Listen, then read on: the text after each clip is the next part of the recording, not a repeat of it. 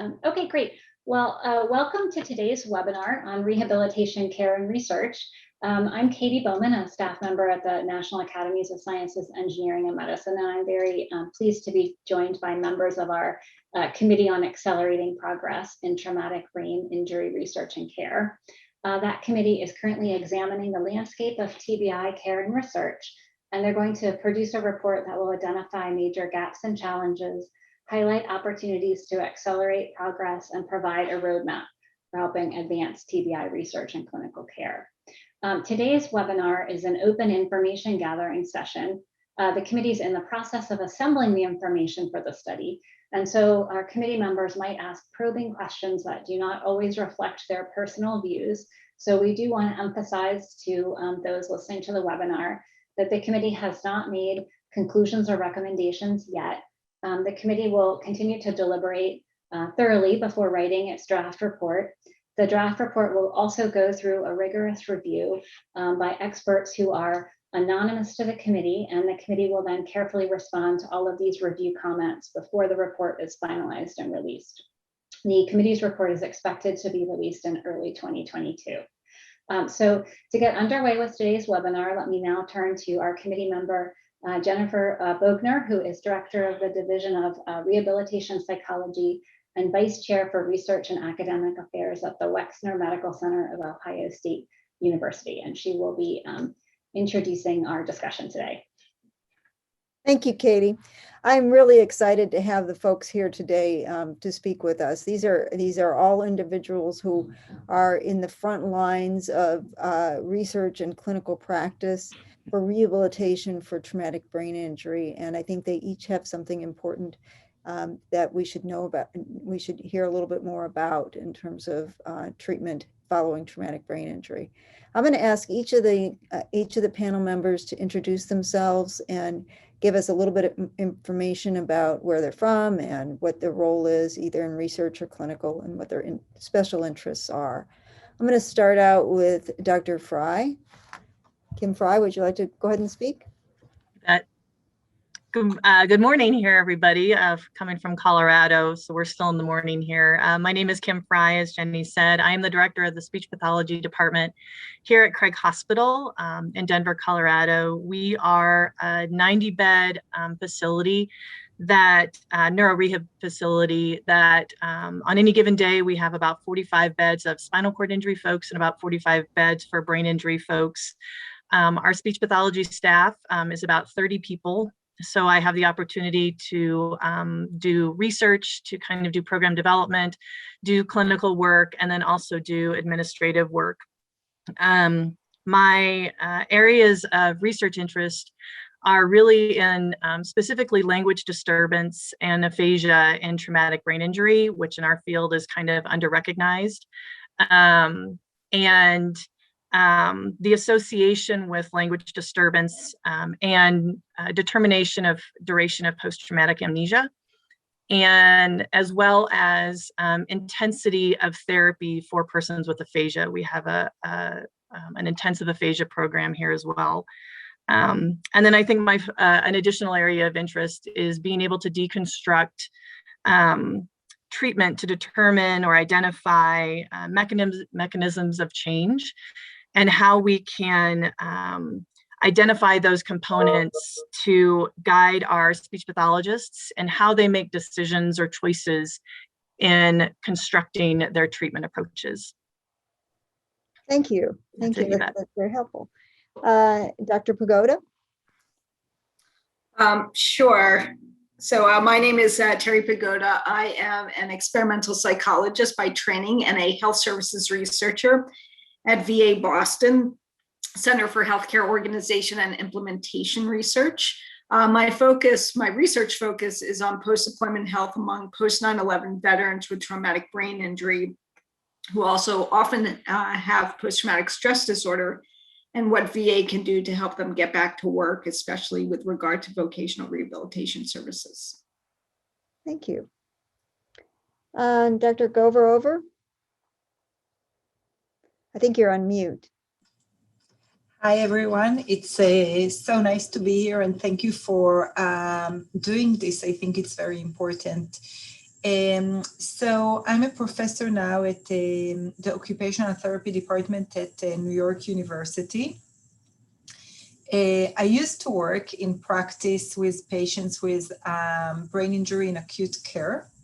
But in the last, I guess, 20 years, I'm doing research, especially with in the area of cognitive rehabilitation and with persons who have cognitive impairments resulted from brain injuries or neurodegenerative disease such as multiple sclerosis. My main area of research is actually in a few directions. One is how best to assess outcome of cognitive rehabilitation, especially looking at whether the treatment generalize or doesn't generalize into everyday life activities. So basically it's to development of functional cognitive measures to assess outcome. And another area of research that I'm very interested in is who are the people who more able to benefit from rehabilitation. So what are some protective factors or factors that could predict better rehabilitation outcome, as opposed to people who go through the same rehabilitation, however, their outcome is not as good, or we can see that they're deteriorating once they left the rehabilitation center. So these are my main research interests. Thank you. Dorothy Porcello. Hello, good afternoon. My name is Dr. Dorothy Porcello. I am an occupational therapist. I'm the supervisor for our outpatient neuro and TBI clinic at Walter Reed National Military Medical Center in Bethesda, Maryland.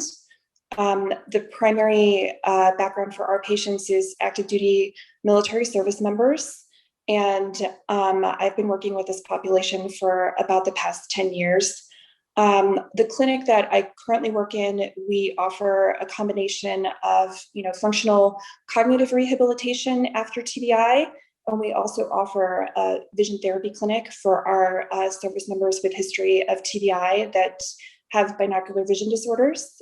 And that's been a really big area of our practice here. I'm primarily clinical. I would really love to do research at some point on the vision therapy end, because I strongly believe in what we're able to offer, but also, that's an area of research that could benefit from some growth. The majority of the patients that we do see here, while we offer care to spectrum from mild to severe, for our clinic, it's the majority of the patients we see here are individuals with mild TBI. I would say it's well over 70% of the patients that we see. And our focus as far as treatment with occupational therapy from a functional perspective is really based on return to duty where applicable for active duty service members, return to full duty, and for individuals regardless of their role, or if they're going to stay in or leave the military, looking at community reintegration, higher level tasks, return to college, things of that nature. It's a very wide range of skills that our service members try to return to after their injuries. So that is in a nutshell what we offer here. All right, thank you. And Dr. Karen McCullough. Yeah, so I'm at UNC Chapel Hill, and I've been a PT for a long time. Started with an acute rehab position at Spain Rehab Center, and then did community reentry work for.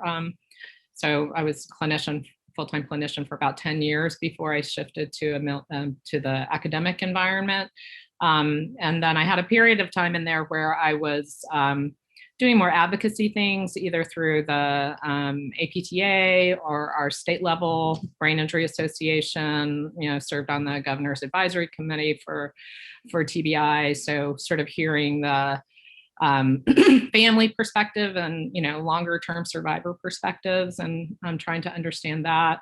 But for the past 15 years or so, I've been doing research that's more focused on military concussion and active duty service members. So collaborations with people at Fort Bragg. And we're really interested in trying to find more functional ways of testing performance that integrate more than just physical ability. So including measures of reaction time and sort of dual task performance and that sort of thing. So we're currently testing a functional battery that looks at some physiologic measures and trying to get a little bit more objective information that clinicians could use to help make return to duty decisions. And I still have a little bit of a hand in the clinical world, just with, we have a neuro residency program for physical therapists that want to have more specialized knowledge about neuro practice. So I direct a program here at UNC and have developed an online curriculum for people that are pursuing a residency program in physical therapy and neuro. So try to sort of stay informed about, even though I'm focused on mild injury with my current research, I still care a lot about more moderate to severe injury and some of the issues that are challenges there. So I'm really pleased to be able to participate in this very important discussion. Thanks. Thank you. Thank you. And thank you all for being here today. I appreciate that you guys have taken your time out to be a part of this discussion today. I know everyone here is incredibly busy, so thank you so much. Okay, well, we'll go ahead and launch into the questions. So the first question, and I'll throw this one out to Dr. Pagoda first, is what is the state of rehabilitation therapy that you're able to provide to TBI patients if you're providing it, or as a researcher, what do you see as the current evidence base for such therapies and interventions after TBI?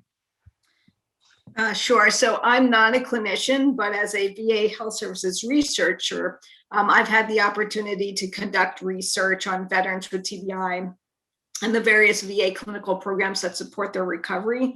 So the one rehabilitation therapy that I can speak knowledgeably about is vocational rehabilitation, and specifically supported employment, which is a highly individualized service in which support employment specialists really get to know an individual and their strengths so they can help them find and maintain a competitive and meaningful job in the community that matches their interests, their skills, their abilities.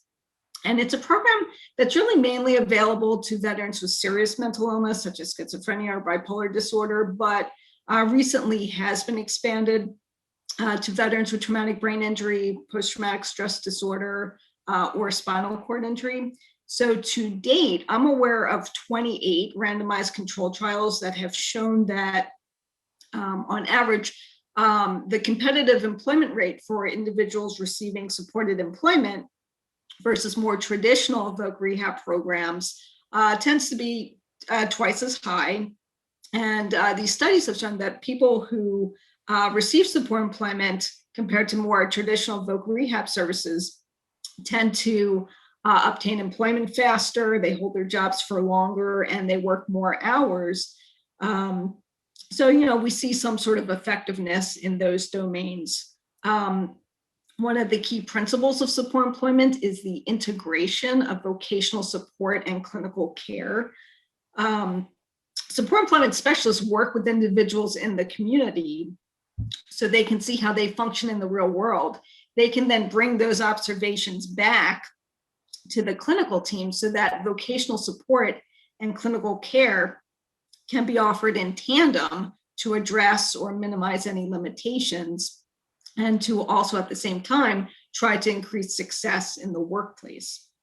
So, as I mentioned, support employment has been offered to different veteran populations as well as civilian populations. I'm more familiar with the veteran studies.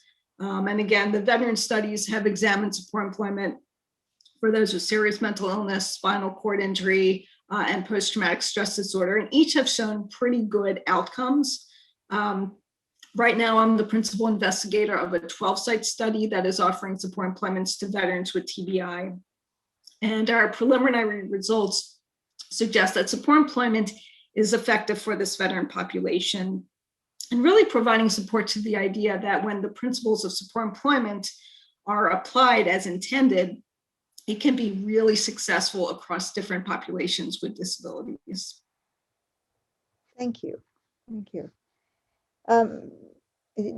well, before we leave this, are you aware of the extent to which that is supported? Supported employment is supported in the civilian area? I mean, veterans have access to it now, I take it? So I'm aware of employment services that are out in the community through various employment agencies. Supported employment in particular is just it's a very specialized, resource-intensive service. One of the things that it really depends on is integration of the support employment specialist with the clinical team. I'm not sure about the extent to which it's offered out in the community. Perhaps other people who do work in the civilian sector have a better idea than I do. But I'm really more aware of what's happening within the VA. Okay. And is it, since you just completed the study on it, is it generally offered in the VA, or is it something that's still being rolled out? So we're still about halfway through the study, but in terms of it being offered to veterans with TBI, so the supported employment implemented this transformation plan back in 2016 to expand support employment services to these other veteran populations that could have intense employment support needs. As I mentioned, those with post-traumatic stress disorder, spinal cord injury, traumatic brain injury. My sense right now is that it's not too widely available to veterans with TBI. Now, at some VAs, they actually do have a support employment specialist as part of the TBI team, which is great. Right now, I would say that's more of the exception. Again, it's more targeted to those who historically have been vulnerable and have had the most intense vocational support needs, those with serious mental illness. Okay, thanks. If I can add to this, just because it's something I discussed in the last few weeks. I don't know about the VA system, but generally speaking, I know that one of the things is that many times after people actually get out of rehabilitation services, Medicaid covers like life coaches, in quote unquote, which usually, and also vocational coaches. And the problem with that, though, is that many times it's not really, these coaches are not really professionals who are trained to do this. And therefore, this service is very, sometimes unproductive. Let's put it like this. So this is actually, if we add to what Dr. Pagoda said, it's an area that we need to invest more for sure. Okay. While you're there and almost unmuted, do you want to go ahead and answer the question for yourself? Oh, yes.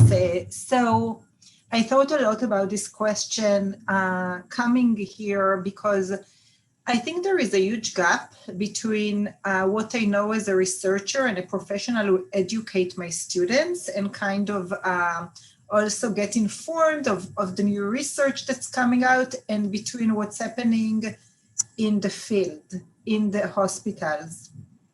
And many times, today, the way we teach is that we have to be client-centered, and for example, there's best evidence that support that today a combination between strategies, coaching strategies, and at the same time with some remedial approaches could be very efficacious and can show a good outcome. So this is the research and the evidence. However, when we come to practice, and again, I'm not saying that it's everywhere. So this is another issue, that not everywhere combine the same evidence or do the same things. But many times rehabilitation is how will I say, is pushed by forces related to more the medical model as opposed to more environmental or clients factors. And therefore it's based more, they're trying to train impairments or like to diminish impairments with the hope that this will generalize to everyday life, and that the patient will be better in attention, and therefore they can perform much better in their daily life. But there is no real way that people actually correspond to the need of the person, that they need a really more coaching and more learning in order to be able to generalize what they learn and their improvements into daily life. This generalization doesn't just happen spontaneously. There's many more chains to add to this circle of improvement. So it's really very varied. Like, so the way I know that in some hospitals work today, there's a lot of group therapy, especially in cognitive remediation program, that actually doesn't happen a lot around the country. It happens in few hospitals. And in this group, they provide education for patients and on how to self-manage and advocate for themselves. There's some one-on-one therapies related to strategy training and some remedial training. And this is really a very good place. Good, I hate to use the judgmental word of good versus bad, but this is more based on evidence. So this is more exemplary type of treatment. Another thing that I think kind of linked to this is that we need to provide more care or more guidance to the family members and caregivers of the patients, which I totally feel that is lacking within this chain of rehabilitation. Again, I don't want to speak about all the places, but I know that at least in a lot of places, caregivers, education and support is lacking. Thank you. Would you say, when you mentioned the teaching, would you say that it's, when you go to introduce evidence-based practices, is it more effective to be teaching the new OT or the new rehabilitation therapist, or is it more effective to be working directly with the experienced OT? And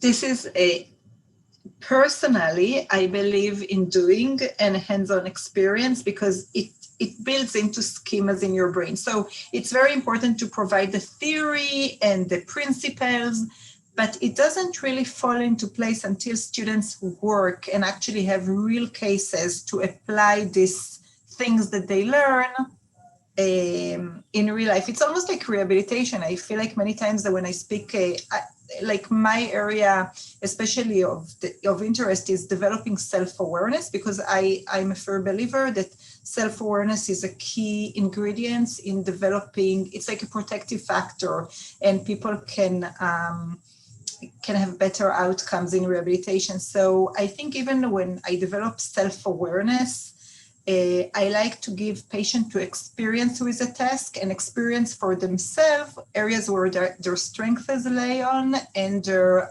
limitations. And the same with students. So I feel that whatever I teach them in class, as long as it stays in the teaching, it's interesting and they will definitely learn and have the knowledge, but they really need to go and experience and have some case studies to be able to apply it more. And the best is field work. But again, field work is driven by the clinician work there. So not every clinician reads and informed all the evidence that is there. So it's, again, it's like it's a snowball. It's very hard to, I don't have solutions, but I think these type of discussions are very important, especially if it goes beyond this forum. okay. So what you're saying is that it's in the field work that when people are actually starting to apply it, when they're most likely to really learn what you're trying to teach. Right, because then yeah. But your then they, sorry. No, okay. Go ahead. Go ahead. Okay, so I say that because in the field work, suddenly they understand the need or the way to apply what they learn in real life. It doesn't stay in this level. It really goes into the practice, into real life. Okay. All right. Thank you. All right. Jenny, can I expand on that Sure. just a little bit as well? Because I think she's bringing up some fantastic, Dr. Govarova is bringing up some fantastic thoughts about how we instruct new clinicians on how you construct your treatment strategies. And it really seems as though a lot of this comes down to just the idea of specificity and being very specific about what we're talking about and how we approach things. And one of the things that I appreciate that's happening in our field right now, I think, is just this idea that there's an increased emphasis on practice guidelines and an increased emphasis on standardization of care. And what that's allowing us to do is really drill down to the specific treatment components that contribute to or that are mechanisms of change. And so you think about Joe Giacino's work on, and everybody's work on, the disorders of consciousness practice guidelines. I think really being able to essentially put into the hands of these clinicians, what is it that I do during my 9 to 10 o'clock session? And I think this idea of kind of getting really specific about what you do arms our therapists with how you walk into some of these very, very difficult situations, very severe injuries. I think the work that you're doing, that I think John White has done with the manual for rehabilitation of treatment, the manual for rehabilitation treatment specification system, in which they're really kind of deconstructing treatment components into what's the goal, what's the treatment task, what are the materials, what is the hypothesized mechanism of change, and then what's the expectation for kind of the patient involvement in the treatment session, allows us to kind of teach our students, teach our new staff in a way that deconstructs treatment into these different components and allows us to ask the questions. Well, when you approach this, a patient with a memory disturbance, or when you approach a patient with, an aphasia, why do you choose this material versus choose this material? Why do you treat in this context versus this context? And because when we're constructing our treatments, it's all about making decisions, right? It's all about choosing one specific treatment task versus another one, and being able to explain the mechanism of change and think about the deconstruction of treatment allows us then to teach our new staff and our new students in a better way, and arm them with the treatment modalities as well as the techniques that allow us to get the best out of our patients. So you think about, we're now learning that this idea of kind of voluntary action by the patient, this idea of patients being engaged in treatment sessions, well, that makes sense that we need to be doing that. But to our clinicians, what do I do? What does that look like in my 9 to 10 o'clock session? And so we're starting to see more tools like motivational interviewing, tools like goal attainment scaling, starting to come into these kind of deconstruction of treatments, and then being able to provide treatment approaches to each one of those specific treatment components. And I think that's giving our staff members just a lot more confidence walking into some of these sessions, because they have a better sense, more specificity on what to do. And I think Dr. Pagoda or Dr. Govarova brought up the idea of family involvement in that. And your work, Jenny, has shown that the more you have family involved, the better able you're just the better outcomes that you're getting. And additionally, one last thing, I think this idea of specificity also gets down to the terminology that we use. So we all talk about therapy approaches need to be functional. They need to be patient-centered. They need to be, doing something that matters or that's real to the patient and to the family. But what, again, does that really look like? What does that mean in my 9 to 10 o'clock session? And What we talk about at our hospital is, yes, you need to be doing real tasks. You need to be doing things that are functional. But in our brains, in our kind of normal unimpaired brains, things like planning a trip to Boston or writing a grocery list or balancing my bank account, those are real tasks, but it needs to be, we need to take that idea of functional therapy one step further into making it relevant to the context that you're in. So a lot of our therapists, when they come in, know that they need to be doing functional therapy, but in the inpatient setting, people feel as though, well, I can't do functional therapy because they're in the hospital. Shifting our mindset to realize that this is a context. And so by doing functional tasks, what we mean is anything that the patient is going to encounter in the here and now. So doing something like writing a grocery list or balancing a checkbook, that's not something they're going to be doing for the next, potentially 3 or 4 months, if ever. And we know that training doesn't generalize. It's not going to stick with them for months down the road. So thinking about patient-centered, contextually relevant care in which our goals and our tasks are truly grounded in, truly married to the specific context that they're in. So things like a functional task, functional treatment in the inpatient setting would look like speech pathologists working with PTs and OTs on creating the list and steps on how to do transfers, or creating the list and steps of how to put your arm brace on. Those are real functional tasks in the inpatient setting. It's not that we need to put functional therapy on hold while they're in the inpatient setting. It's just we need to think of it in terms of relevant to the current context. When they get to outpatient, you betcha, doing schoolwork, doing work-related things, totally relevant to that context. But in terms of the inpatient setting, kind of changing our frame of mind to and getting more specific about what functional rehab is, I think really arms our therapists with more specific tools. Thank you. That was a huge ramble, sorry. No, that was very helpful. Thank you. All right, I want to make sure that we get a chance to talk a little, we ventured a lot into moderate and more severe traumatic brain injury, and I want to make sure we get a chance to talk to the more mild. So why don't we talk with Dr. McCullough? Sure. So I just had a couple of big picture things that I'm sure no one would disagree with these issues that, we sort of front load our efforts and intensity of therapy and that sort of thing soon after the injury, or at whatever point someone starts to be a little bit more responsive. When I think that the longer term needs are often hit or miss in terms of how they're met. That disparities start to emerge pretty quickly, dependent on whether or not someone has a strong advocate for them. So it gets back to the family issue, who could, somebody to be the squeaky wheel to keep asking questions about, well, what about school, or what about work, or what about driving, or what about, those things.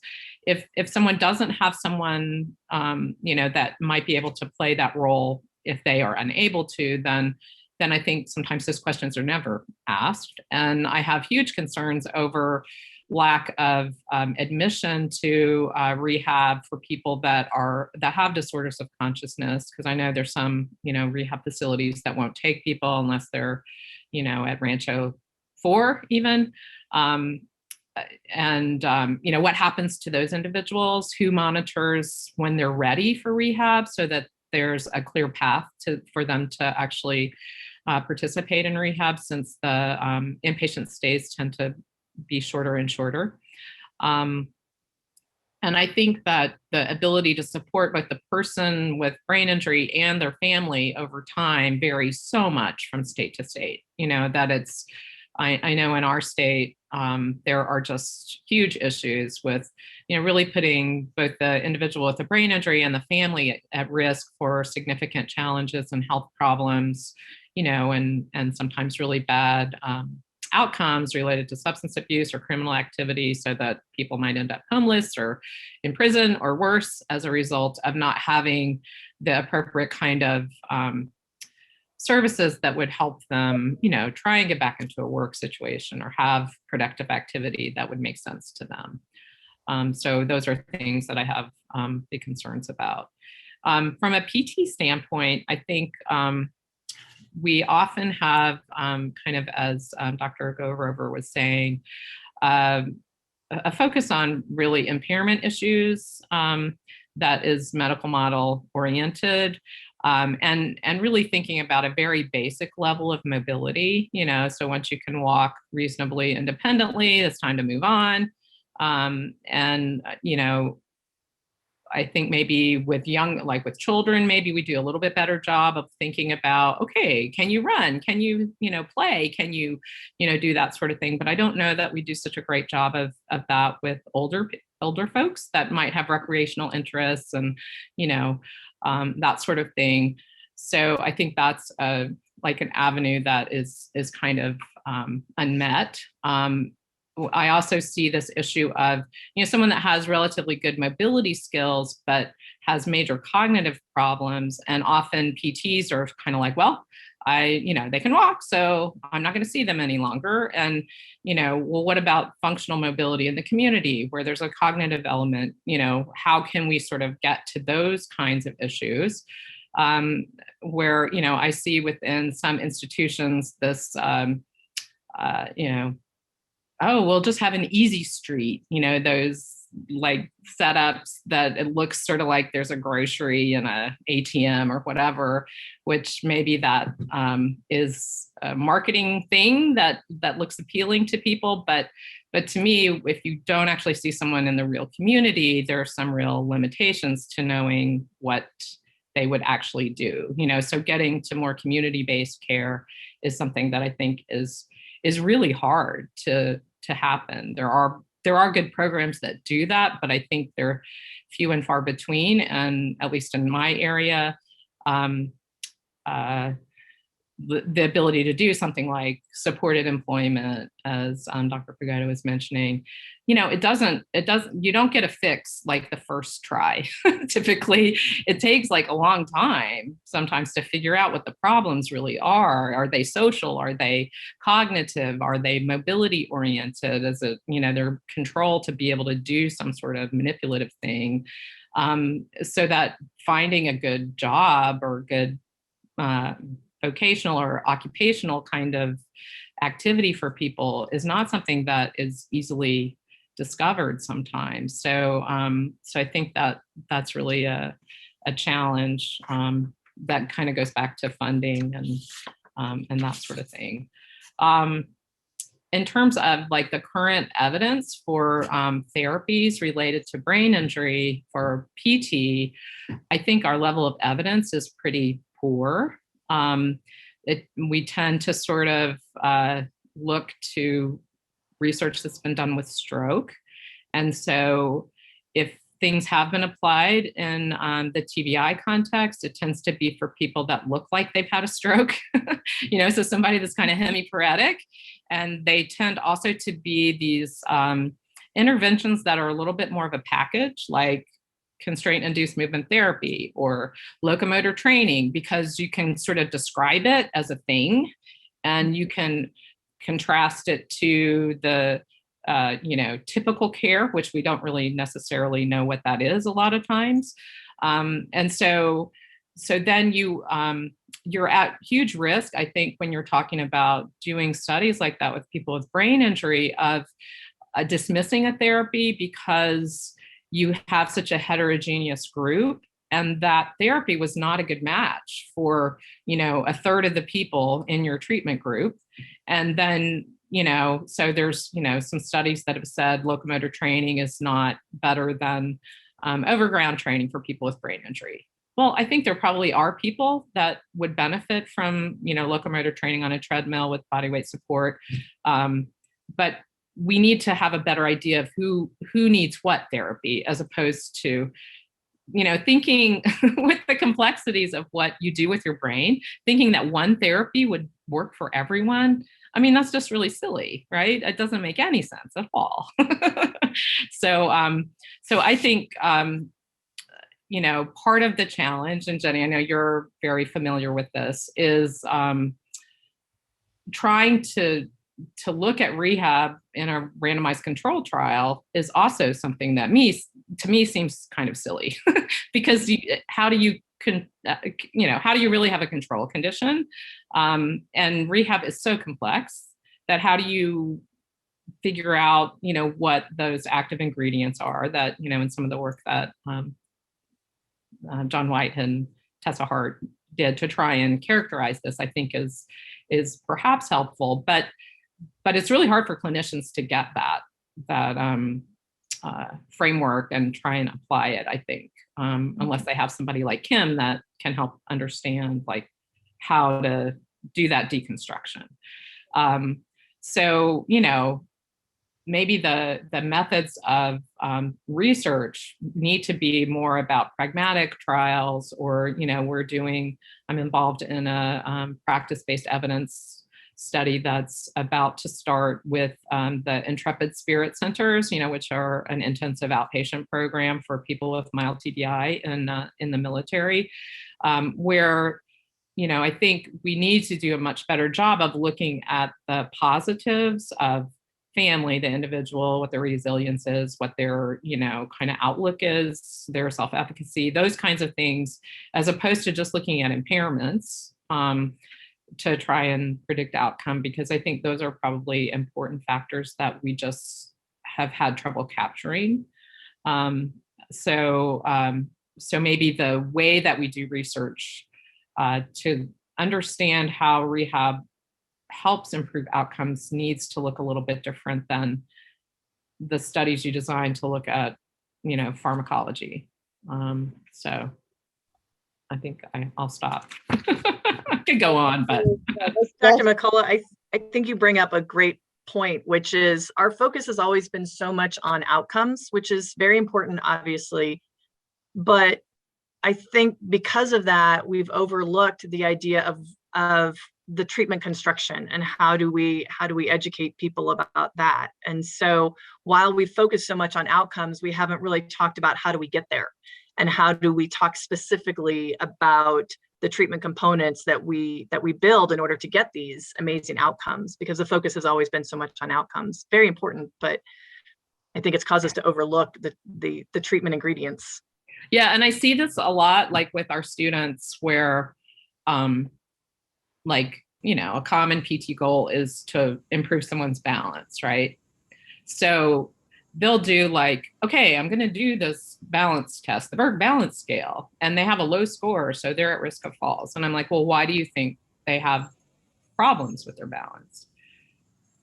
And they have no real idea, you know, because it could be visual, it could be vestibular, it could be a lack of control, it could be that they're afraid of falling. It's, you know, I mean, there's so many different factors that could cause this problem. And if you don't try and drill down to figure out why you think the problem is happening and have a theory about how you think, you know, there's some of those things you might not be able to change, right? What could you change? And then what's the best way to change those things? So there's this whole problem solving process that needs to happen. And then you need to almost have an N of one study, you know, to test out, okay, I think that really part of it is they're confident, and it's probably not one thing, it's probably multiple things. But what's going to be your best strategy to start with that gets some improvement happening?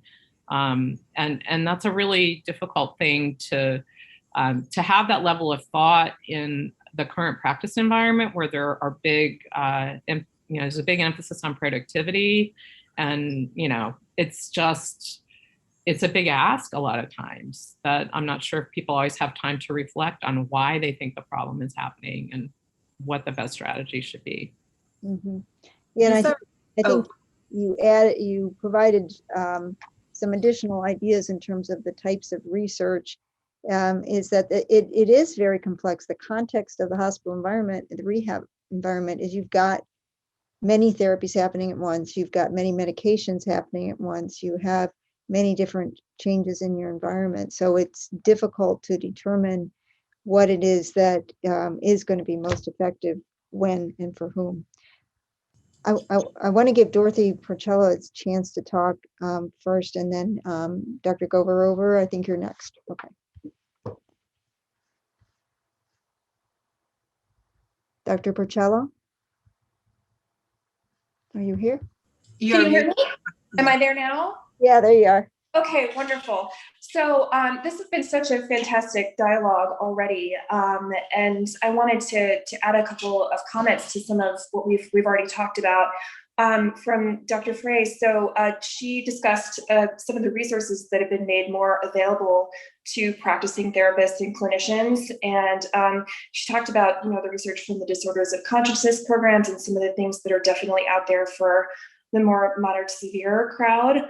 On the mild TBI end, I was involved with the Defense Veterans Brain Injury Center. They've gone through a few years of trying to update the clinical recommendations and treatment tools available for mild TBI, mild to moderate, in active duty service members and veterans.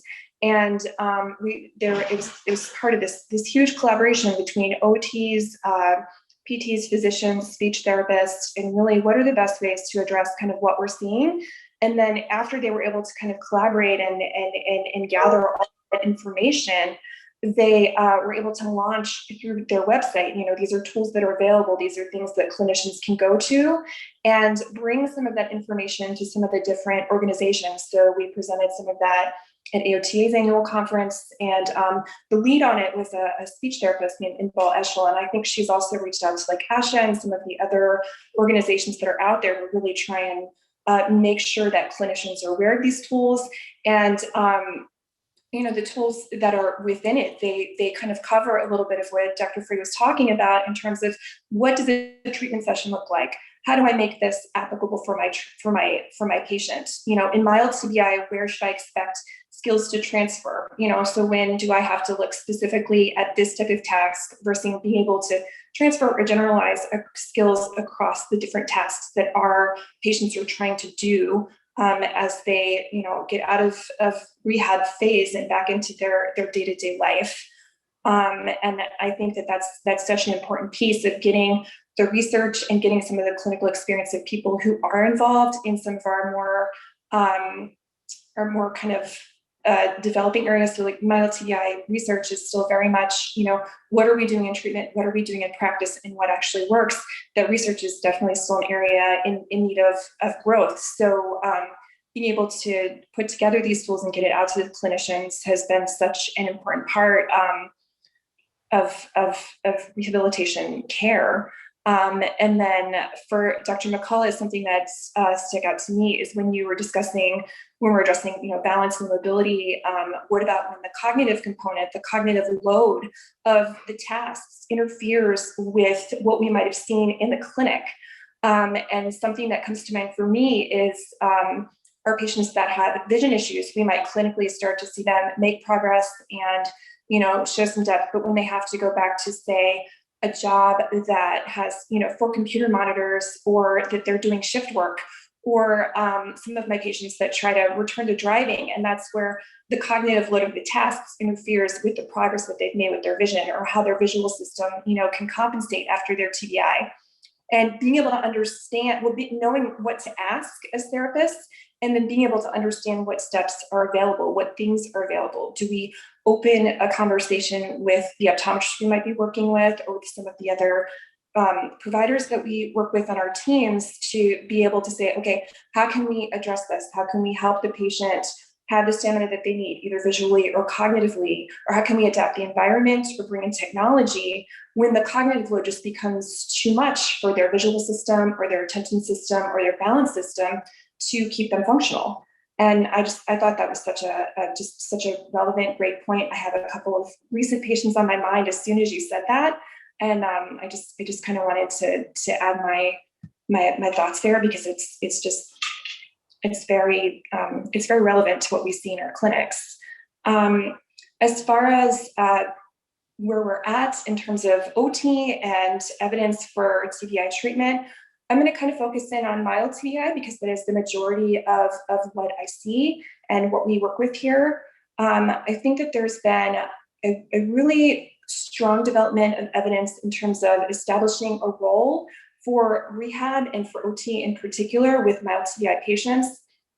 We've got research out there. There's been some out of USC that looked at returning service members and transitioning service members into the communities after mild TBI.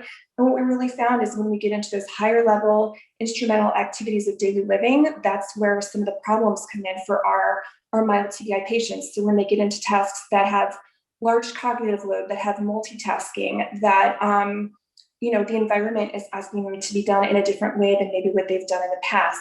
That's really where some of our patients, even some of our patients that might test well on certain cognitive tests or on certain neuropsychological tests that are typically done for these patients, that's where the challenges or the gap might be. And I think that the evidence as far as establishing a need for therapy services, that's definitely grown. I think we've also had growth in the area of assessment tools. I know that Mary Radomski had partnered with occupational therapists and some other providers within the Army to look at multitasking assessment tools. That was something that was started maybe more than a few years back, and I think they're still kind of actively. Yeah, I was part of that team. All right, okay, wonderful. Mm-hmm. Yeah. So we're like on the 3rd generation version of that. The study that we're doing right now, trying to come up with, because so it's like, so sorry to interrupt you, but it's like, no, okay. That whole multitask assessment idea is so important, but it also takes a lot of time, Yes. And so it's really hard to, because, you have to have this interleaving of, priorities and let the person solve the problem in their own way. And then how do you judge that and score that? Because, so it is a challenging thing to try and figure out. And to come up with something that a clinician could easily do in current practice environment is a huge challenge, because sometimes it's, if it takes more than 10 minutes or 15 minutes, people are like, oh, I can't do that, So anyway, yeah. Right, I agree. And we happen to make some of the therapists that have worked here over the years, they've put together a multiple errands test for our facility. And it's really great and a really great tool for us to look at some of that higher level executive functioning. But even to do the test, if you look at kind of the guidelines for doing a multiple errands test, you need to be able to block off a certain amount of time. You need to be able to have certain things within your facility to be able to grade it. And, some of the patients, that's where they might really get stuck, and they might use that whole 2-hour block that you need. And it's a great tool for uncovering. But again, when you're looking at therapist schedules, how often are you able to block off that much time, from a billing perspective, insurance perspective, coverage, where are we able to kind of do those things? So as we find the tools and we validate the tools, how are we able to make sure that therapists kind of across the board, not just therapists that say, I work at an MTF, I don't have some of the restrictions that some rehab facilities will have when they're looking at insurance coverage and reimbursement. How do the things that I use or the assessments that I use, how can that apply in their environment as well? I think that's definitely an area where we still have some work to do. But on another positive side, I think from the mild TBI perspective, that there's also been a lot of growth in terms of like pathways and partnerships available to our patients. I know on our side, it's some of the different MTFs that are around. There's been a big growth in partnership between OT and optometrists, because we just, the research was showing we have all of these binocular vision conditions that are affecting day-to-day function. How do we assess for it? How do we even know what questions to ask and make sure that they get to the right team of optometrists, the right to individuals that have that background in TBI, so they get the more thorough, binocular vision exam that they need, so they can talk about things like prisms and filters and, changes in acuity that they've had because of their TBI. And I've definitely seen growth in that area, and it's been a huge, huge value to the patients to be able to maybe be assessed by an OT or a PT, and those therapists know, hey, I've seen X, Y, and Z, so I need to send you to this optometrist. And then once that happens, be able to communicate back and forth of, the patient is looking like this, but when they attempt to do this level of a task, we're still seeing some breakdown in that system. So I think the partnerships have definitely been more established across the years of mild TBI care and research. But I think also I work at a pretty well-established center, and I've had a lot of conversations with patients that are at smaller facilities or that their initial assessment happened at a place that maybe wasn't like a TBI center. And so how do we establish partnerships when we get into maybe things, smaller military bases, smaller VA hospitals, rural communities, things like that? How can we have partnerships in place like what we have at some of the bigger centers? I think that's definitely an area worth continuing to look at as well. Thank you. You're welcome. Thank you. Dr. Gover, Yes. go ahead. And then I have yes, and then I saw we have a lot of questions. Yes, I'm going to get started on those. Yeah, but I want to refer to some of the points that just raised that were excellent points in my opinion. One of the things that came up with Dr. Frey about putting treatment in context, which I think is so important. So if we work on function, really put it and relate it to the context of the person and the environment, which brings into light the question or the comment made by Dr. McClough about how do we do actually intervention that will be protocolized when we have to actually personalize treatment that will fit the context of the person.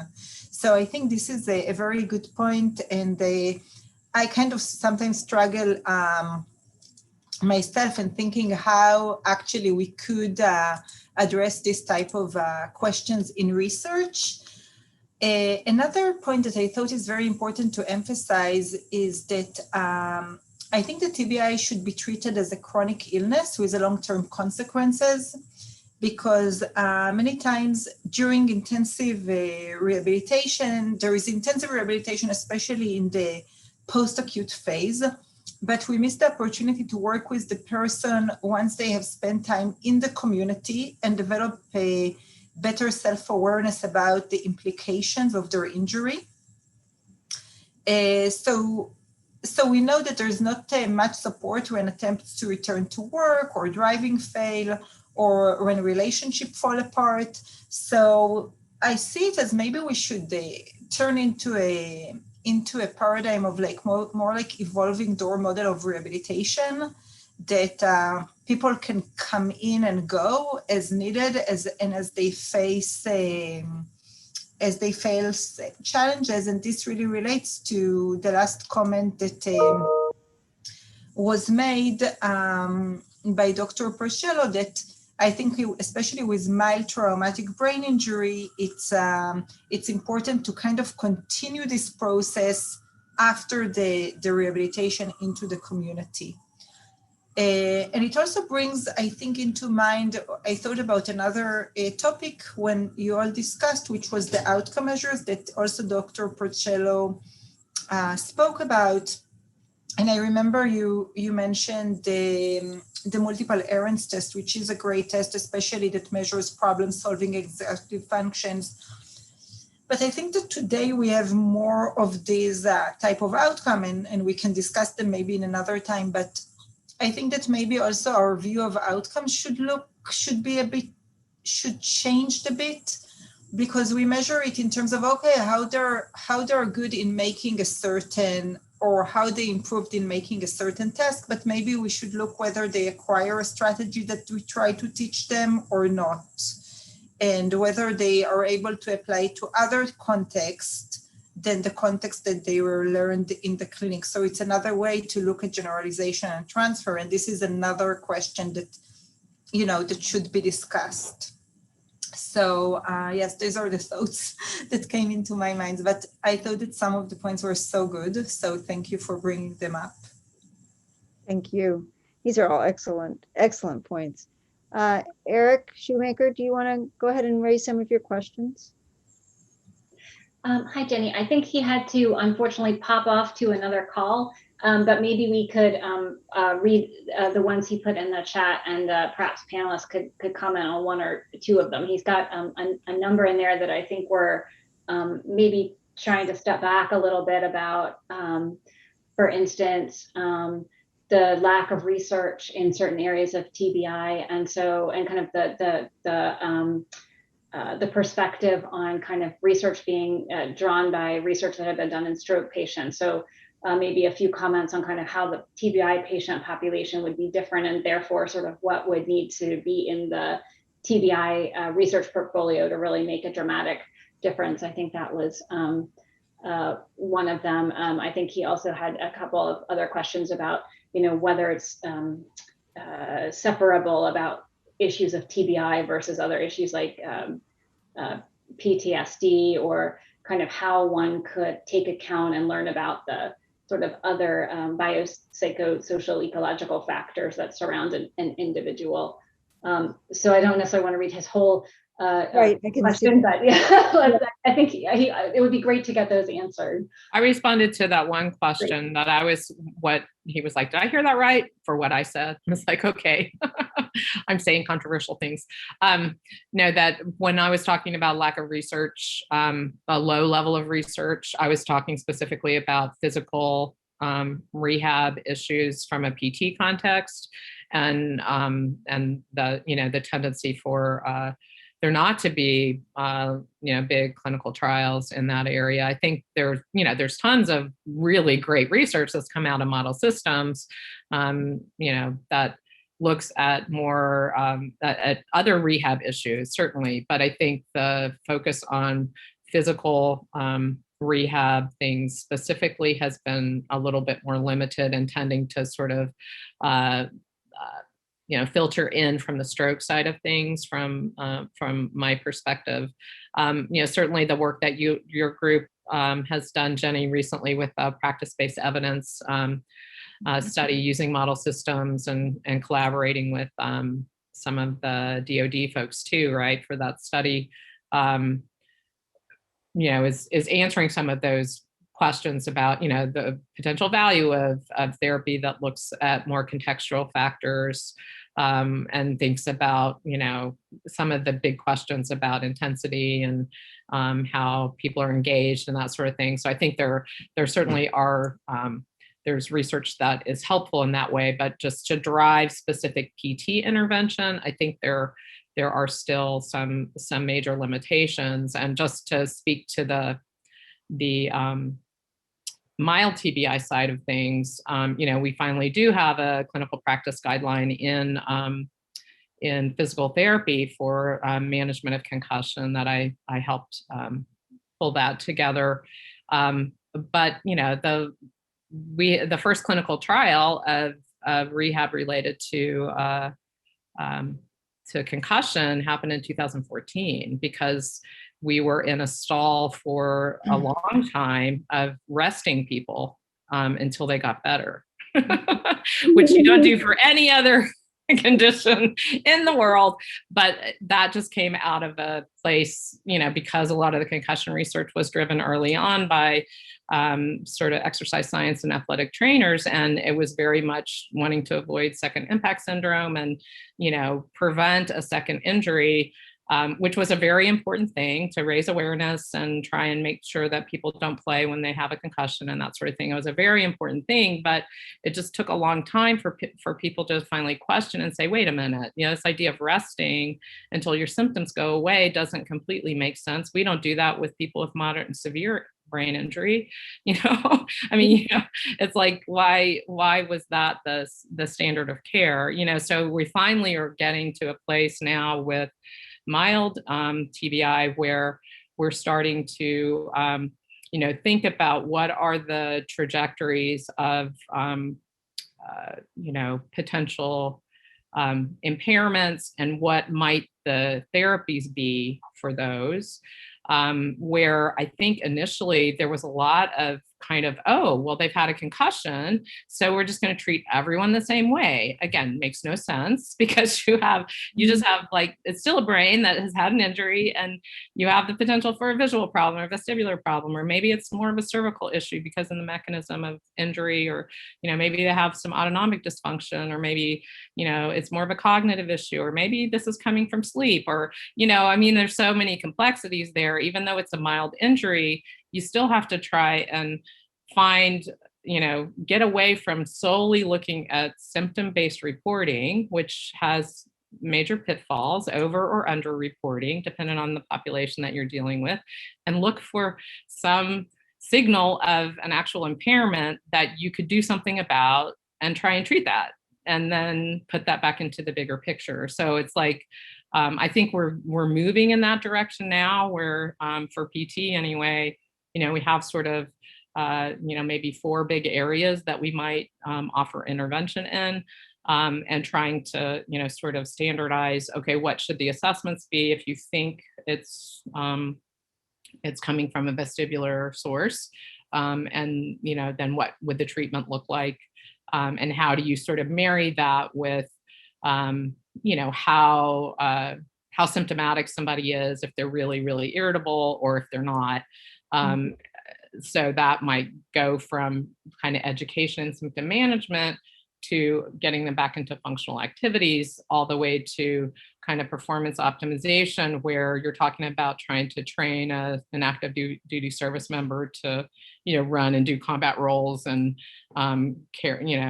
be able to do a ruck march with a 60-pound pack on his back and that sort of thing. So, but it's just going to take some time, because we haven't been looking at that in a really specific way for very long. But I think we'll be able to get there. It's just, there's just, more to do, and needing good assessments is an important part of that. So having good multitask assessments, or, functional assessments that are going to be sensitive to little changes that you might see in a more, more subtly impaired population. You can't use something that, the Berg balance scale for people in the military. I mean, that's just not there's going to be a major ceiling problem, so you have to scale up on the challenges that you're offering in order to be able to detect the problems that are maybe really small, but also hugely important for their safety and their unit safety and that sort of thing. So, okay. And I think what I want to do here for a moment is kind of go through some of the big picture items that I have heard from you all, and see if we're missing any, or if we need to expand on any of these as we go to think about what's one thing that you would want to see changed first.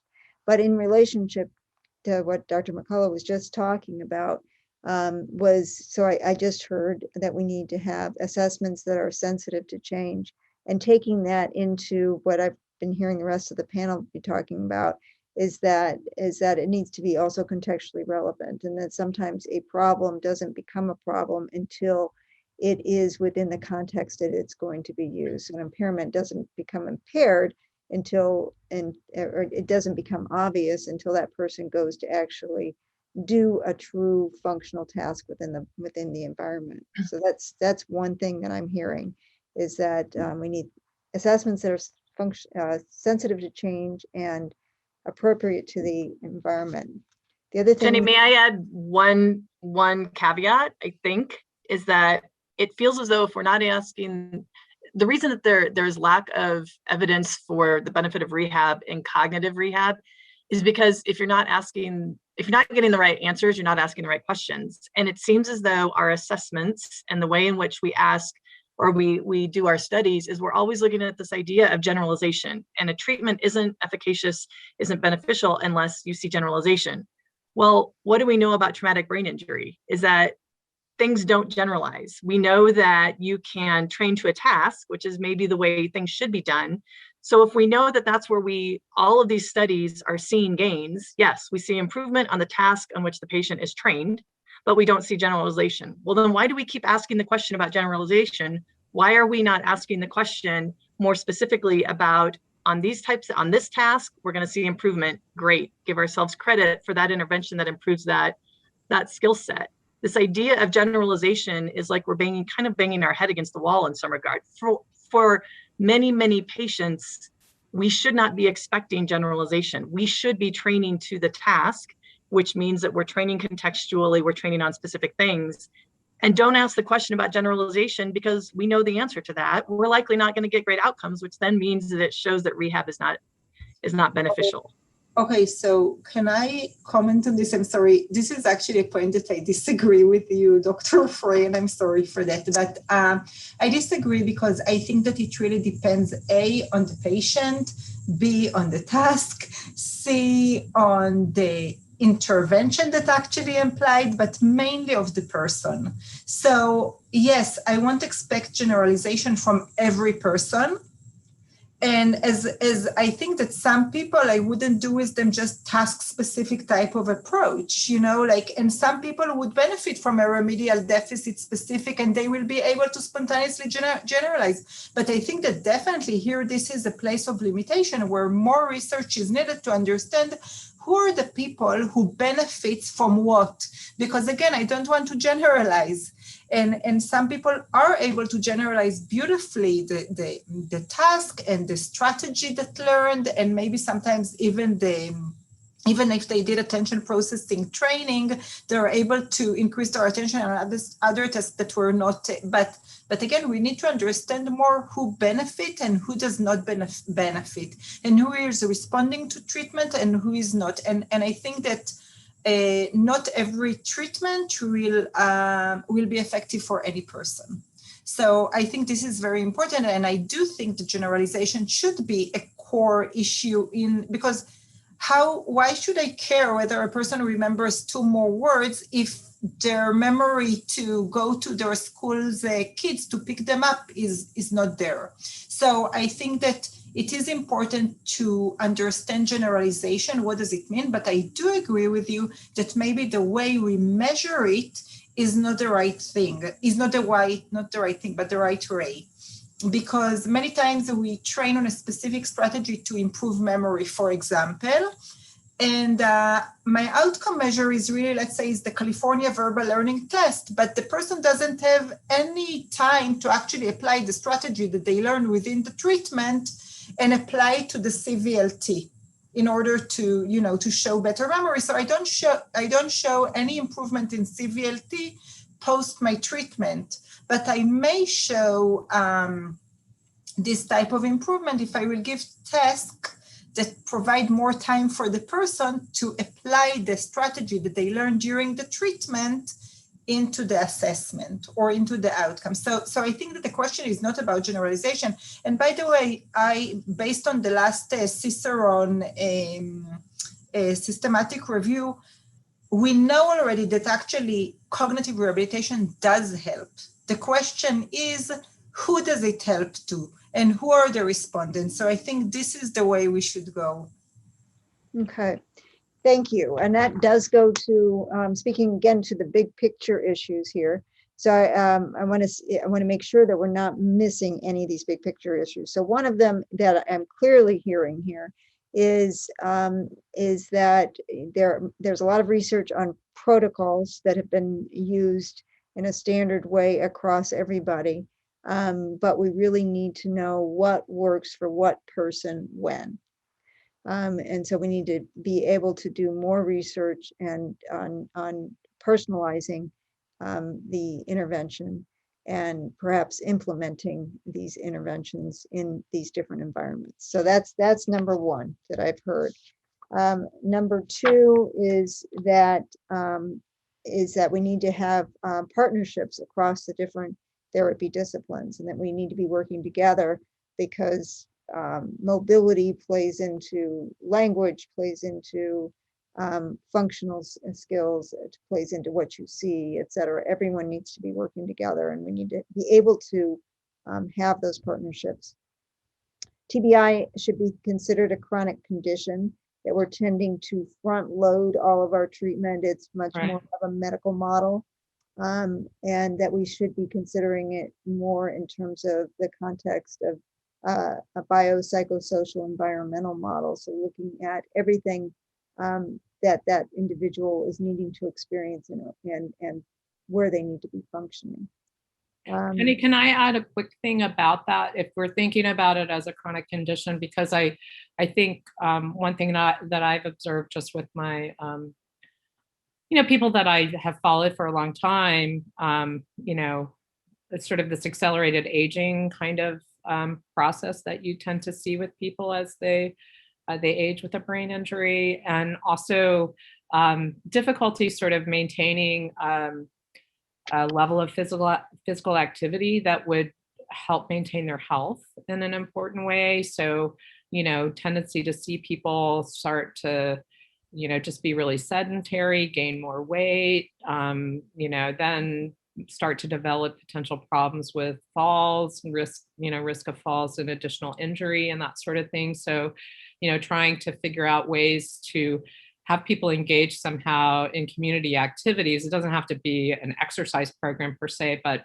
going places, doing things, that also has potential psychosocial benefits that are probably more important for this population that, again, with more moderate to severe, where they tend to be quite socially isolated in a lot of instances. And that really feeds into, lower quality of life and, depression, sleep problems, all of those kinds of things that are going to affect their health. So.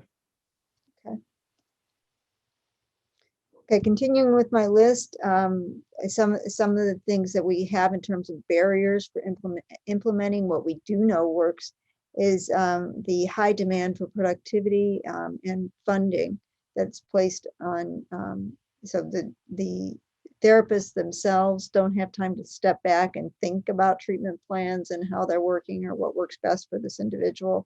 And then funding can often limit what can be offered. I do think we need to hear more about that. And then finally, more nuanced outcome assessments that to pick up change. So I do want to hear more about funding because I don't think we've talked enough about that. Does anyone have anything to comment there? And then also, please, as we go around, please let me know if there's something else, that one other big thing that you think we need to change in the TBI rehab world. I alluded to this in the chat when I was trying to answer Shoemaker's question.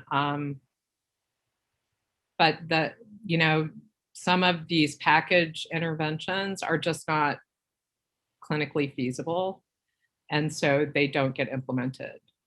Because they're offered in a way like a really intensive model of 2 weeks, 6 hours a day, or that sort of thing, or they require more people to do than is available for clinicians.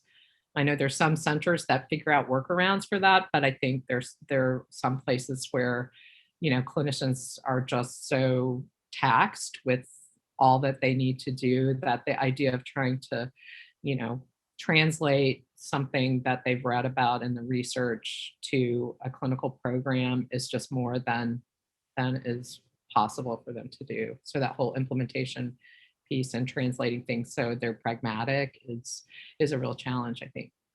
Okay. Thanks.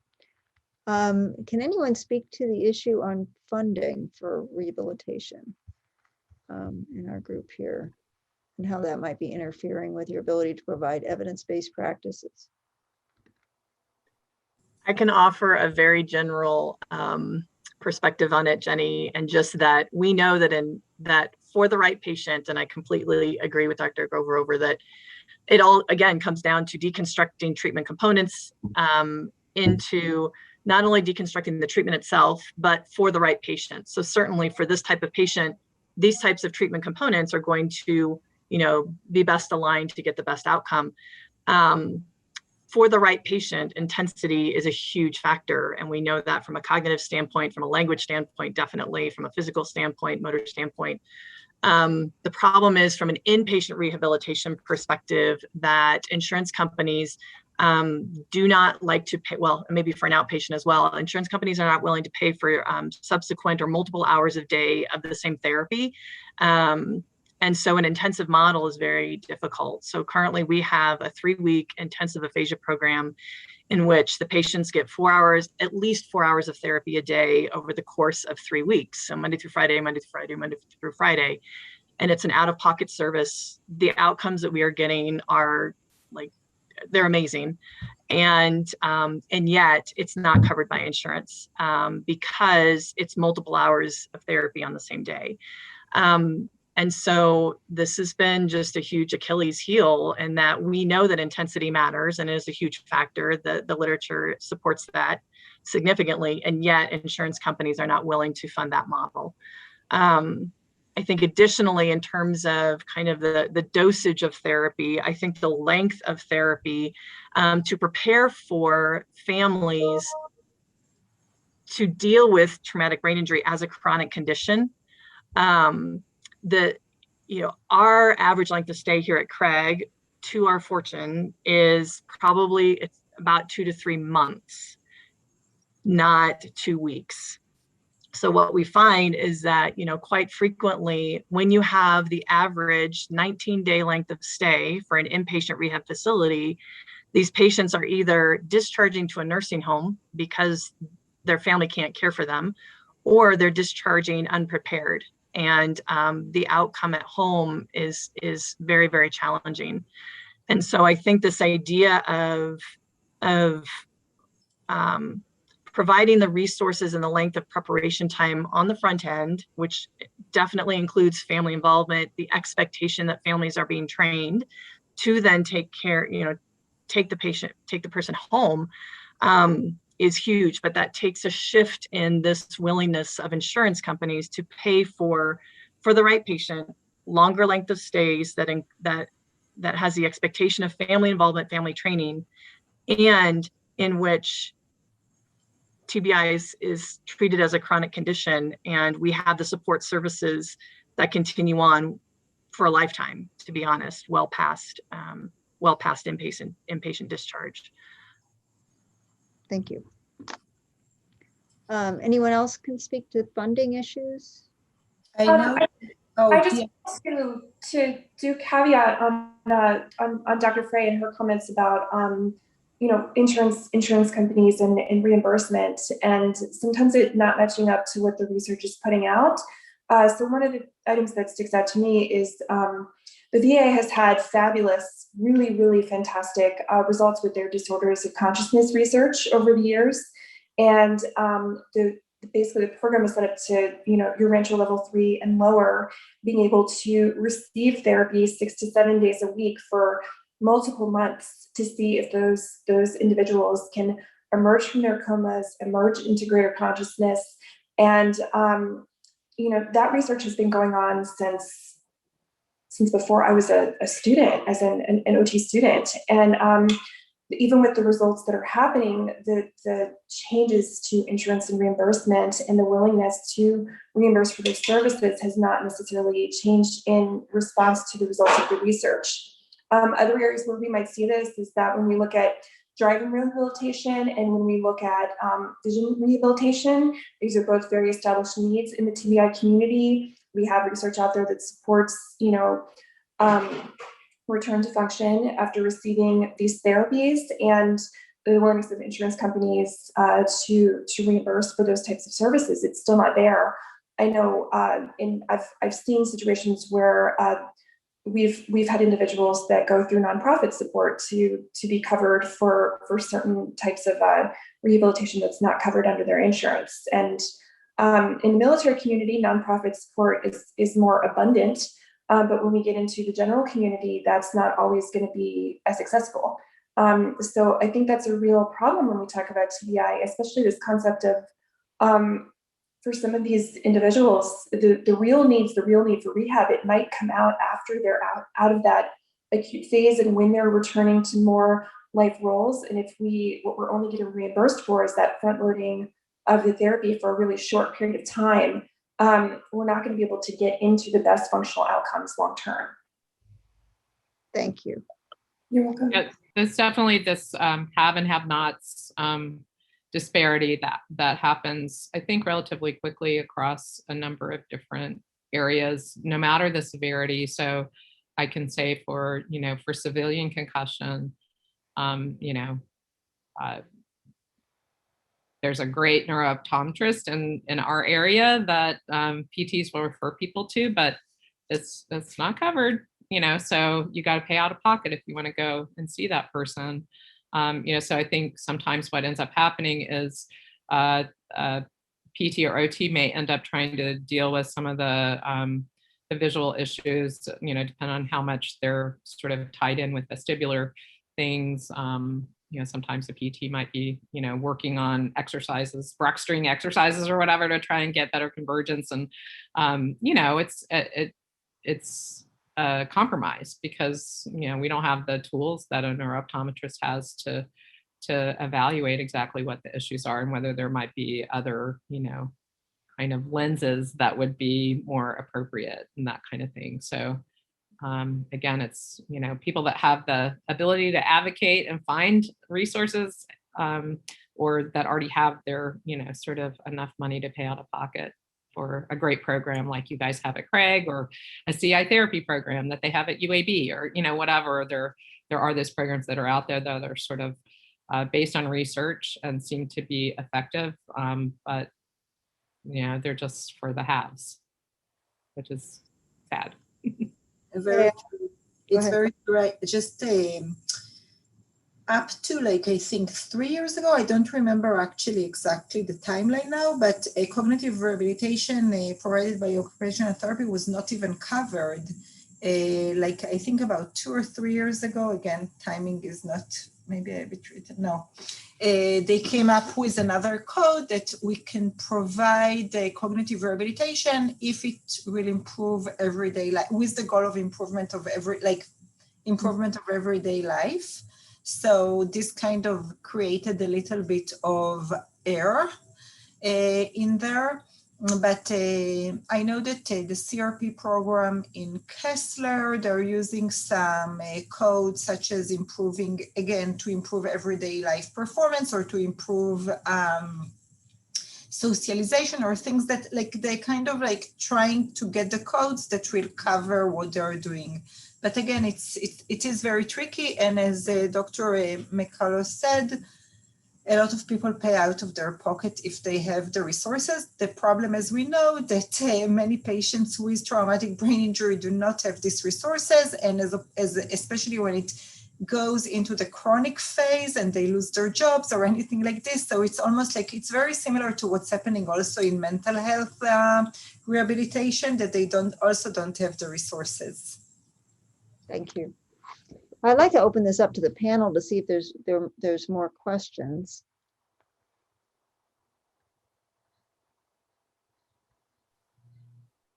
Jenny, I had a couple from Sid in the email.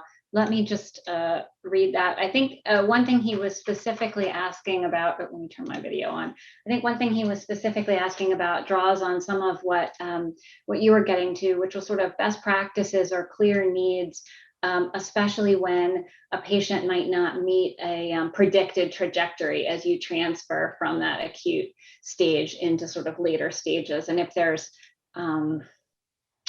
something that could be pointed to as either a best practice or a specific thing that would help with that, where people have these different trajectories.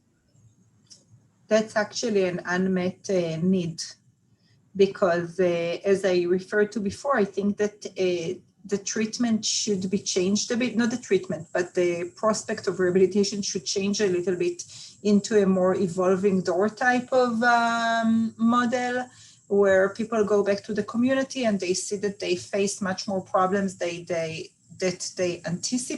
anticipated.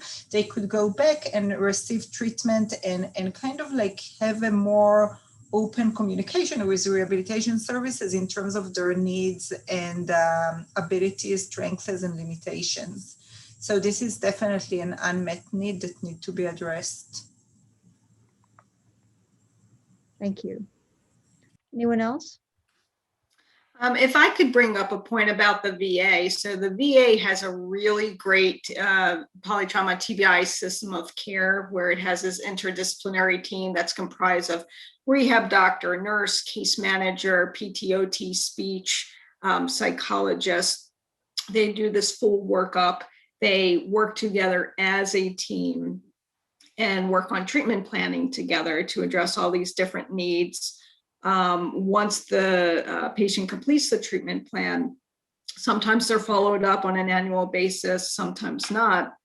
But to the point about a revolving door, if problems emerge, they can go back. Their primary care can refer back to the TBI team. And that's something that the support employment team has really capitalized on. So the support employment specialist is out there in the community observing the veteran, and if there are any deficits or limitations, support employment specialists can go back to the TBI team and say, hey, in the real world, I've noticed this, and then the TBI team will work together to try to reduce that deficit. Another thing that I wanted to say is that earlier there was conversation about, things are very medical model based. The VA has sort of been moving away from the medical model to the whole health model, where instead of asking the question, what's the matter with you, they ask, what matters to you? And I think, there's, we talked about all these different types of assessments, but really, if you ask the question, what matters to you, what are your current limitations? What do you want to do? What's standing in the way? What can we do to help you? That really gets down to a level of specificity that I think can really guide treatment. In the VA, I think there are resources and capacity to do that. I'm not quite sure how things are in non-VA settings, but I think the TBI interdisciplinary team and the focus towards the whole health model really enhances patient care. Thank you. Anyone else want to comment on this question? Standard of care, the transition, living in the community. Okay. Katie, do you have other questions that's sent on, or anybody else? I will, let me go back and double check for Sid, but in the meantime, if one of our other members has a question, I think we could also ask the panel, you may have been wanting to transition to this as well, Jenny, sort of, if you could change one thing, right? What would you want to change? What would you start with? Obviously recognizing there's many issues. Yes. So, and again, keeping it at the big level, if there's one thing that you'd like changed, what would that be? It's the most important thing to you. And I hate to pick on people. So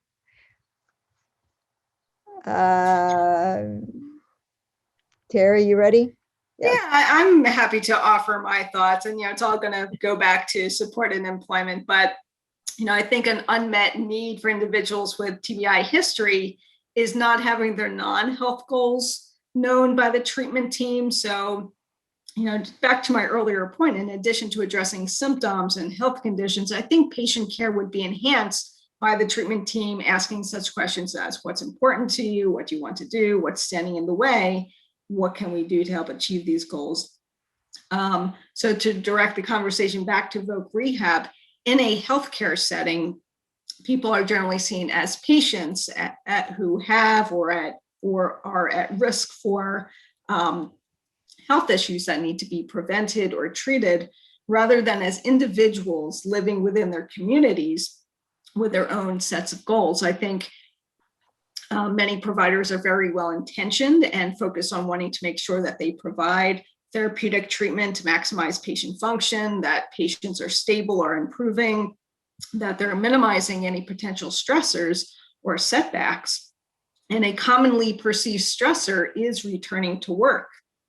But at the same time, many individuals, regardless of any health condition, want to have structure to their day, a sense of purpose, be active, be productive, and have something meaningful to do.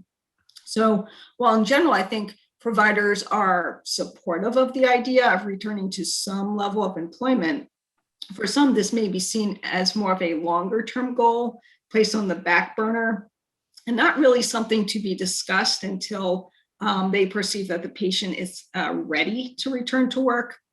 And, the criteria for readiness may be hard to define. For supported employment, readiness is based on when the individual says, hey, I want to go back to work. And, the support employment specialist then meets them where they're at, regardless of any cognitive symptoms, psychological, physical, what have you. So I think an unmet need for many patients with TBI is not discussing returning to work early on as part of the treatment plan. But I think having these discussions and following through with it could contribute to an individual's optimism and motivation, to really be an active participant in their recovery. So I would say that, a big thing to change is to include returning to work as part of the treatment plan. Okay. So going Dr. back, So go ahead. so going back to what you were saying then is that basically asking the patient right away what matters to you, starting out rehab with what matters to you is really what I'm hearing. Yeah, and in a medical setting, a patient may not even know to say that, because they're going to the doctor because they have some sort of health condition, and they may consider work to be ancillary. Why would I talk about work? I'm here for these doctors. But for the doctors to introduce it, as something important and meaningful, I think would be helpful. But it's also important to keep in mind in this regard that sometimes goals that a person say that are important for them may not be realistic. So this is brings another point that I actually will add. So it kind of relates to what you said, but even taking it a step backwards, because I think that for me, something that I think will be very important to kind of achieve what Dr. Pagoda said is to examine the factors and characteristics of those who have better than expected recovery and functioning versus those that decline after 1+ years.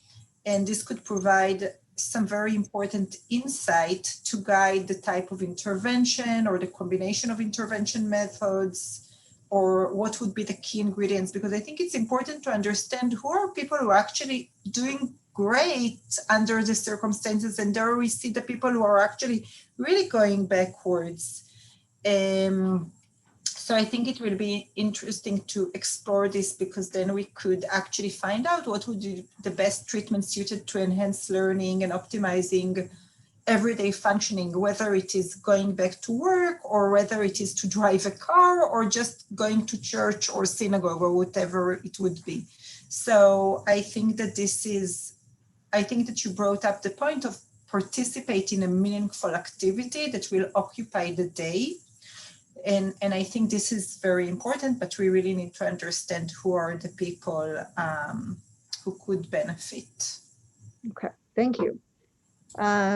Karen, do you want to speak to this question of what's one big thing that you would like to say? I mean, in some ways, I think, and this is sort of it's a challenge for how we talk about brain injury, the fact that we still, use the Glasgow Coma Scale as our sort of way to classify people. And I don't really know that that's the best. I mean, it makes sense early on, but that's really for, that neurosurgical management kind of piece. And I know Jeff Manley talks about this, that, you wouldn't describe people with cancer as having mild, moderate, or severe cancer. It's going to be more about what the specific cancer is and maybe what type of cell it is. And, so if we had a better way to describe the complexities that we're dealing with people with brain injury, I think that would help overall with, sort of Yale's suggestion of, how do we know the people that are going to be responders, and how do we know people that might end up needing more lifelong support? They may not respond to intensive therapy as well, but they're going to need help over the long haul because they're not going to respond to therapy well, and because you have such a potential, interaction between motor and cognitive, and then, psychosocial and family issues, it just makes it really difficult to know who that best, what therapy matches best for an individual.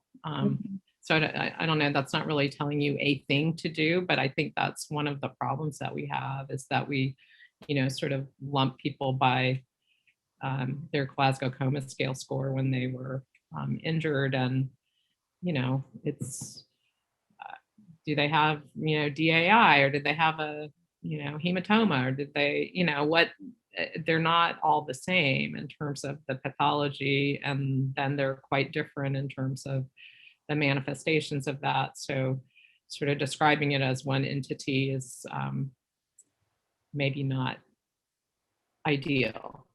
Yeah. If that makes sense.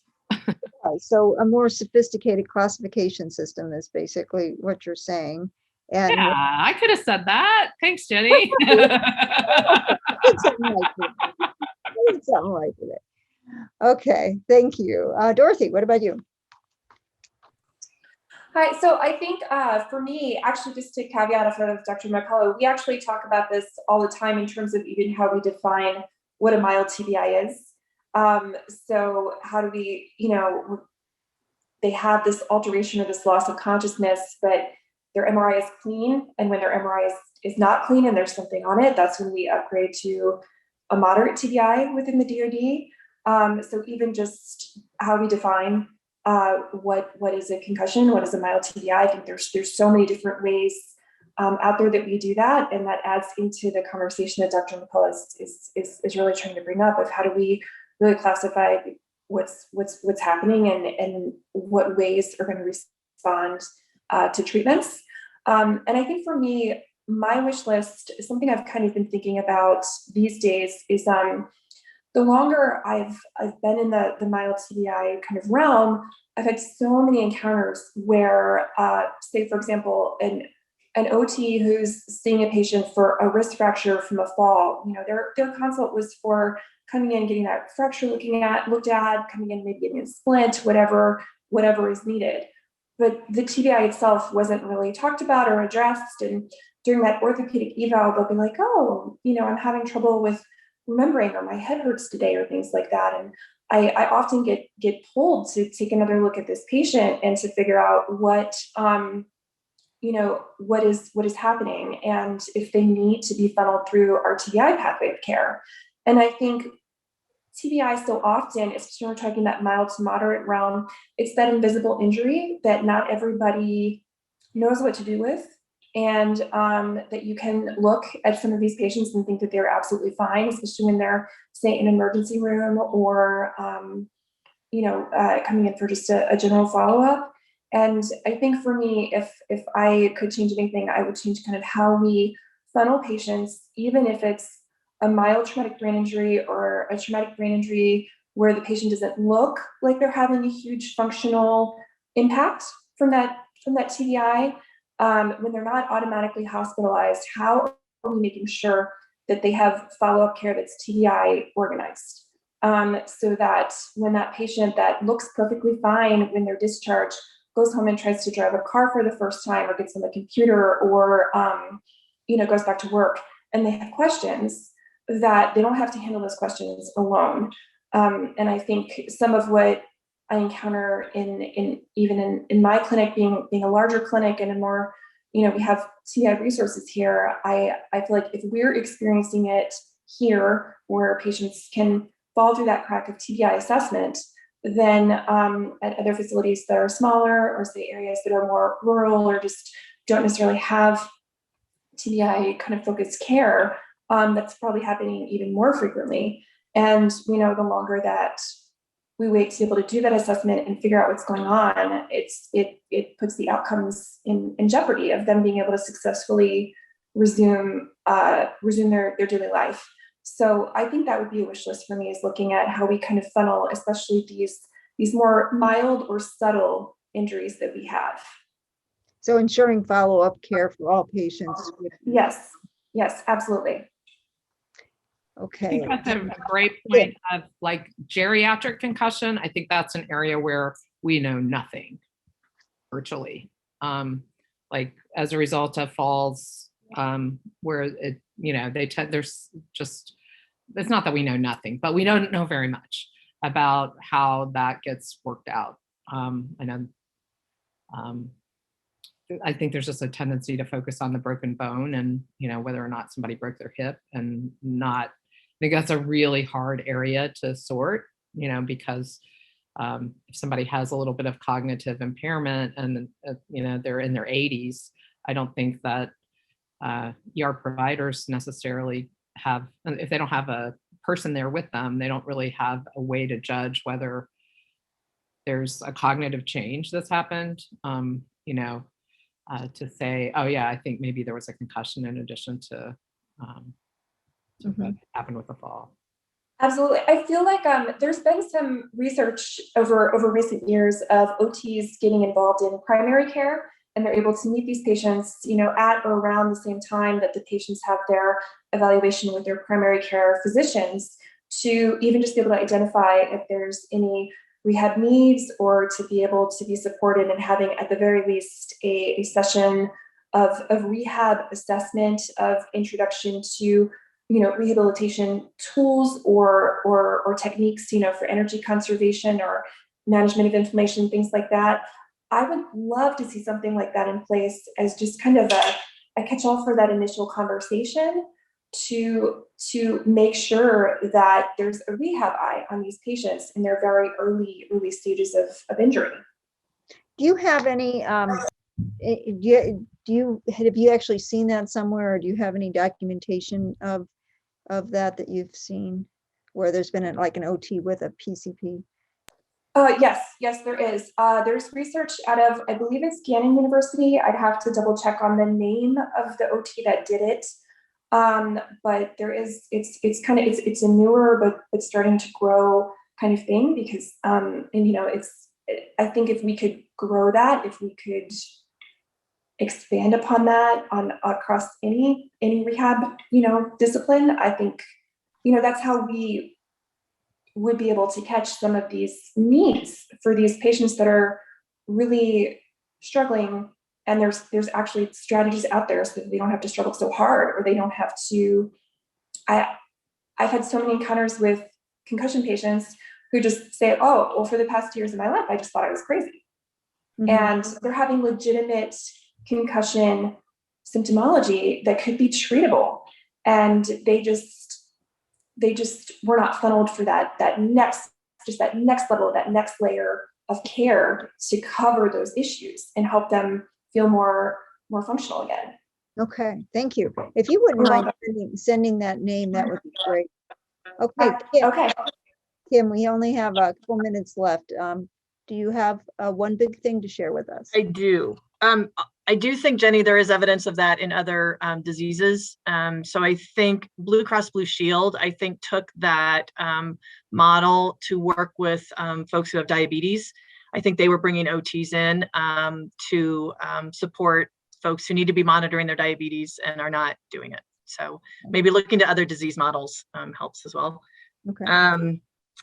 I think my biggest ask would be looking at it as a chronic condition. I wrote some notes down just to make it short. So I love this idea of kind of beginning with the end in mind for who responders are, because then that allows us to kind of deconstruct treatments so that we know which patients work best for which goals, which materials, which tasks, which dosage, the hypothesized mechanism of change, and arm our therapists with the tools to be able to do that. Again, starting with the what matters to you is getting at this goal attainment scale motivational interviewing approach that I think has a very truly an interdisciplinary model.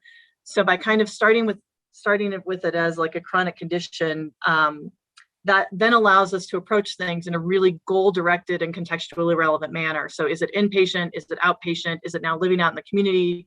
Is it, chronic type of goals, chronic type of contexts where we really need to be specific about directing our care and really being specific about making choices or decisions about our treatment components that we use, which goals for which patients. And then I think by treating it as a chronic condition, we can better understand the family dynamics, the neurobehavioral factors that we didn't even get into, which are a huge issue: aggression, agitation, frontal behaviors, so on and so forth, that is very much overlooked by insurance companies.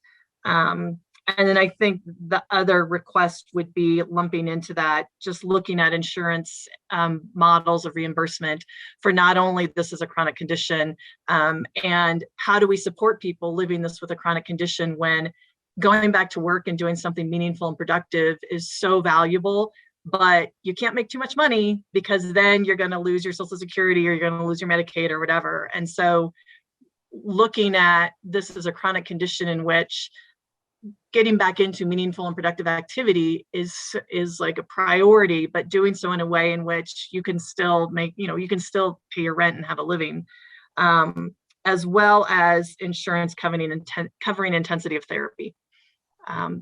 We know that that's a huge factor for the right patients. That'd be nice. Thank you. That's all. Very true. Wow, this has really been a rich session. I think I think we've picked up a lot of good information in terms of some of the big picture issues, as well as drilling down into very important examples of areas where we are lacking in terms of both clinical service as well as our research. Do I have any last questions or statements that anyone would like to make? Okay. Katie, is there anything more that we need to be doing today in terms of? No, I think just to thank everyone for, again, what you said, Jenny. This was an enormously rich discussion, and I can see a lot of places where this is really going to contribute to the committee's information gathering. So just thanks to everyone for taking part. All right.